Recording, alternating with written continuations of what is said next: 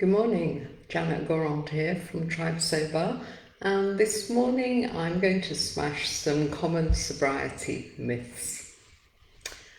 Now, I think the wine industry has done an excellent job at targeting us ladies in particular into believing that unless we consume their product on a regular basis, unless we use it to socialise, to relax, to deal with our stress, then we're not leading a full and happy life. So you've got the wine industry on one side, and then you've got society, huge peer pressure, convincing us that sobriety is at a rather dark and miserable place, and we don't want to be there.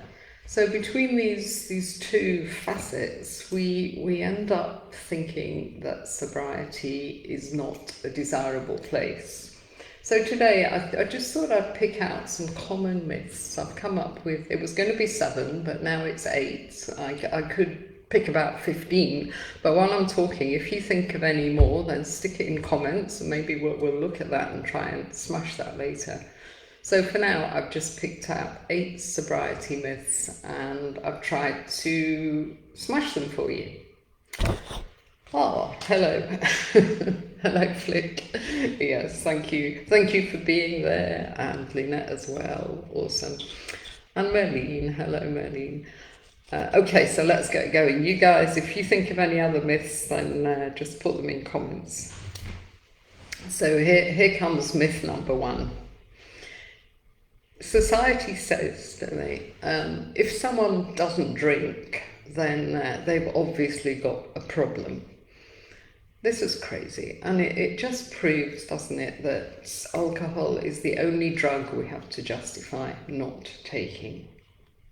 Well, here's the thing. I think going alcohol-free has to be seen as a lifestyle choice, and I think that will happen more and more in the future. You know, some people are vegetarian, some people are vegans, some people are gluten-free, or some people are alcohol-free. So what? You know, you wouldn't force a steak on a vegetarian, would you? So just, you know, give us a break. Let's see alcohol-free life as a lifestyle choice. That's myth number 1. If someone doesn't drink, it's because they have a problem. Not true. And in fact, I think I read a stat the other day about South Africa in particular. I know, you know, there's a huge binge drinking problem here in this country, but also there's, I think it's as many as 2/3 of people in this country, they don't drink. That doesn't mean they've got a problem. So let's move on to myth number 2. I'll have to go to AA and sit in meetings every week. Well, no, you don't. It is an option, and admittedly AA have helped millions of people and they've been there for many, many years, but you don't have to go to AA anymore. Because of the internet, there are now so many different paths to sobriety, and I think that's a wonderful thing, and everybody will find something that suits them. I managed to ditch the drink through my own efforts, really, and through going to a workshop in London. And once I got through, I wanted to help other people to do the same. So I set up tribesober.com. So if you're new to watching these Facebook Lives, then please have a look at our website. But there are many other routes as well. So myth 2, I have to go to AA. No, you don't. You don't have to sit in church basements drinking strange tasting coffee out of polystyrene cups. I've done it and it didn't work for me. Myth number 3. I'm going to miss the good times and I'll have that FOMO thing all the time. Well, like every other drinker, like you guys watching this live at the moment, yeah, I've had many good times involving alcohol. I would never deny that. But I found through the years, you know, as I became more and more dependent on alcohol, those good times had a weird way of ending it in not so good times. You know, it might be a complete blackout, or it might just be the end of the evening getting a bit fuzzy, or it might be that horrible 3 a.m. wake-up call racked with anxiety, or it might just be a hangover. But those good times started to be, there was a big price to pay for those good times. That's what I'm trying to say. As I got older, the price seemed to get higher and higher. So I would say that yes, drinking is fun until it's not.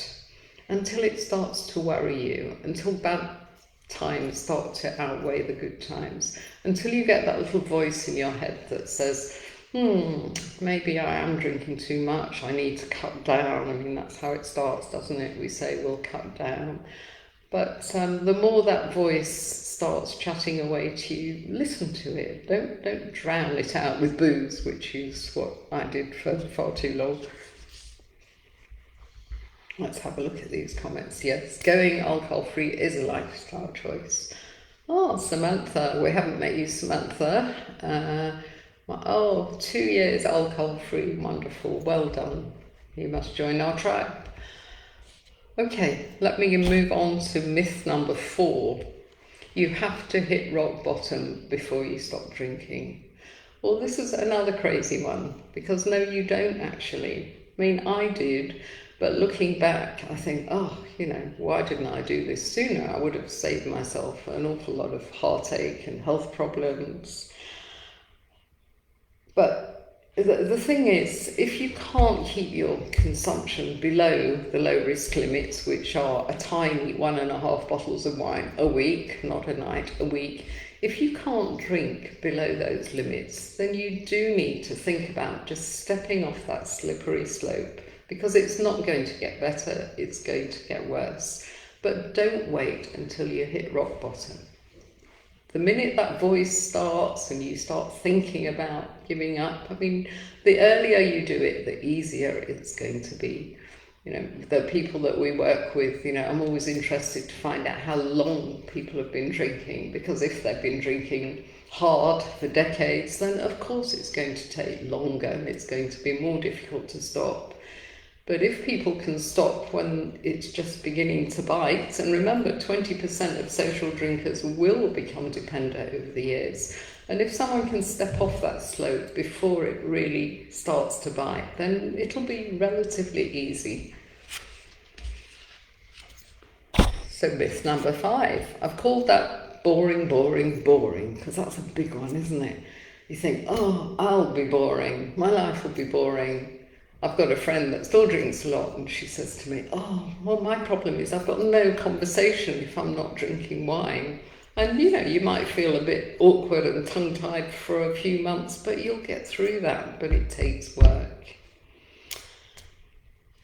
So life will be difficult for a few months. That's what we've found, with most people, for a few months it's difficult, and you have to really focus on it. You have to make it a priority for a few months, and gradually it'll get better and better. You'll begin to discover new interests, you'll make new connections, and gradually you'll start to thrive in your alcohol-free life. And it's far from boring. I mean, talk about boring. Is there anything more boring than a drunk person? Repeating the same old story over and over again, loving the sound of their own voice. We've all seen them everywhere, and as you're sober, you notice them more and more. So no, sobriety is not at all boring. Yes, Samantha agrees. Just a few months in, and it's hard. But if you think of your entire life, decades hopefully, and then you've got a few months of hard work, and maybe every day isn't enjoyable particularly, but it's work, and do the work, and the rewards are massive. It's an investment. Myth number 6: my social life will disappear. Well, I do admit that you might lose some friends, but see this as an opportunity to discover who your real friends are. Because the people that greet your decision, well, first of all, they'll interrogate you. Why aren't you drinking? What's the matter? And they'll get it out of you, so you tell them, and then they'll say, are you crazy? you're going to be so boring, and they'll laugh at you, you know, and they won't be at all supportive. Well, they're your drinking buddies. And indeed, you know, when I think back, I had people that I just used to love getting completely wasted with because we were just on the same page. But then you'll have people in your tribe that say, oh, that's interesting, that's going to be difficult, how can I support you, how can I help you? Or, you know, people that say, well, that's a good idea, you know, you were going a bit over the top sometimes, as some of my friends said.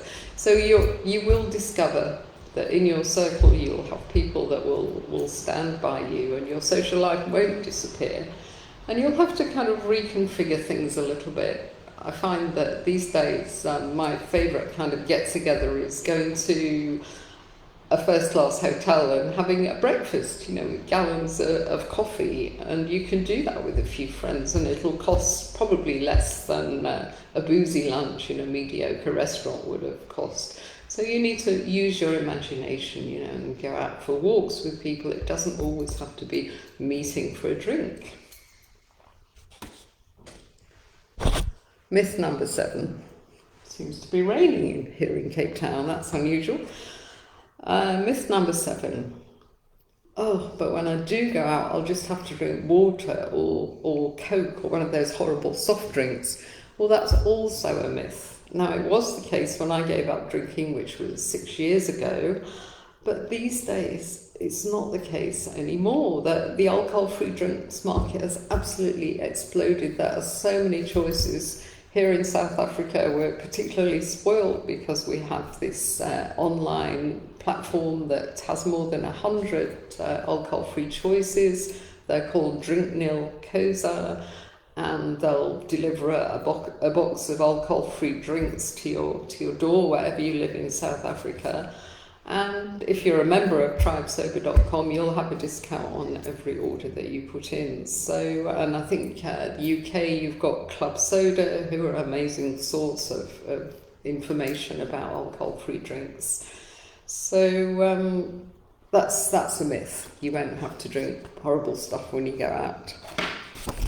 Now here's myth number 8. It was going to be just 7 myths, but I couldn't resist putting this in because it made me think of a lady that came to a workshop in Cape Town once, and I'd just gone through the toolkit, and we've got 15 tools that we take, you know, strategies to help you make the change. And this lady, she was listening to them all avidly, and she was writing lots of notes. And I said to her, you don't have to write notes because I'm going to send you a file with all these slides in electronically tomorrow. But she said, oh no, I have to get all this stuff down.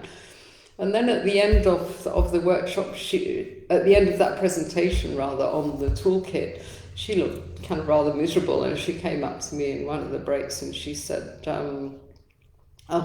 these tools are great, you know, and I'm sure a lot of them will work for me, but am I going to have to do all of them every single day? You know, is it going to be a lifetime struggle to stay away from the booze? Well, I think that's another myth, you know, it'll be a lifetime struggle to stay away from the booze. Well, it won't be. And that's, you know, another reason why I kind of part company a little bit with AA and their methods, because, you know, I don't think it needs to be one day at a time and meetings for the rest of your life. I think if you put your heart and soul into this for a few months, you can nail it. And then you don't even have to think about alcohol. You'll integrate alcohol-free lifestyle into your life and it'll feel completely normal. So that's what we've discovered, you know, and as our new friend Samantha keeps saying, you know, she's do the work for a few months and then you'll be in a different place, a much better place, a lighter place. So that's my 8 myths, busted. I hope you agree we've busted them. So, you know, just to finish off, and then I'm going to look at your comments, my favourite bit. Let's rise above that brainwashing. Let's rise above the BSC, and let's reframe sobriety as it is. We should see it as a lifestyle choice and learn to thrive in our alcohol-free lives. And if you need some help to get there, we've got a workshop coming up on April the 10th, and of course we've got our membership, our Tribe Sober membership, which connects our international community on a regular basis. So all the information is on tribesober.com. So let me look. A lifestyle choice, yeah. So many ways now to ditch the drink, yeah. Books, absolutely, Samantha. Oh, you must write in the comments, what are your favourite books? We've got an Amazon library now on our website, which our members can access and buy books directly. But we love, what do we love? We love The Unexpected Joy of Being Sober. That's such an awesome title. And we love The Naked Mind, of course. We have to ditch those limiting beliefs, which are kind of myths in a way, aren't they? And we also love Claire Pooley's Sober Diaries. And in fact, I've just made an appointment with Sarah Pooley to interview her for our podcast. So that's exciting. Yeah, there was a podcast out this morning, guys, at 10 o'clock. I hope you'll have a chance to listen to that. Yes, Merlin, yeah, life may not be as exciting anymore, but it is better, yeah. Yeah, you know, when I look back, I had lots of highs when I was drinking, but I had lots of really deep lows as well. So these days I'm on a kind of more even keel, but I'm much more contented and happy if I look at it as a whole. You have to sacrifice those chemical highs, and after all, I feel like I had plenty of those. Yeah, the achievement I'm most proud of. True friends sit beside you, and you make so many new friends. I mean, you guys, I don't think we can be friends anymore. Yeah, lunch dates, breakfast dates. Yeah, I think it's Janice who's in our tribe, had a similar experience. You know, a friend just said, I'm sorry, you know, our friendship isn't going to work for me. You know, what does that say? You know, it says that unless you're inebriated, you're not very interesting. I mean, that's a bit harsh, I think. Myth number 8, it's a weakness to ask for help. Oh, yeah, that really is a myth, isn't it, Flick? Because asking for help, I think recognizing that you've got a problem and asking for help is the hardest step. And you need to be strong to do that. I always say it takes courage and confidence to give up drinking. It's so much easier, isn't it, just to be a sheep, you know, just do what everybody else does. Go out. If you grow up in England, you go to the pub and you get hammered, and that's just, you know, Friday nights. Don't have to think about it. Yeah, I've tried so many times. I'll fail, yes. Worrying about failing is a myth, because, yes, you might fail. I spent 10 years trying to drink moderately and failing, but of course my mistake was that I didn't ditch it completely. But worrying about failing will keep you trapped, and there's no such thing as failure. You just have to keep trying, and you'll get it. Yeah, we need other people to do this. Connection is the opposite of addiction. The truth of failing forward, yeah. Yeah, and my life is much, much more interesting. I never thought I'd end up with friends and contacts all over the world. So yeah, guys, well, that was awesome. Thank you so much for being here, and I look forward to seeing some of you at the Zoom Cafe. And where's Samantha gone? If you're still there, Samantha, check us out on tribesober.com. If you'd like to come to our Zoom Cafe this afternoon as a guest, you'd be most welcome. Just message me, and I'll send you a link. We'd love to meet you and hear more about your journey. Okay, I'm off now, guys. See you later. Have a fabulous weekend.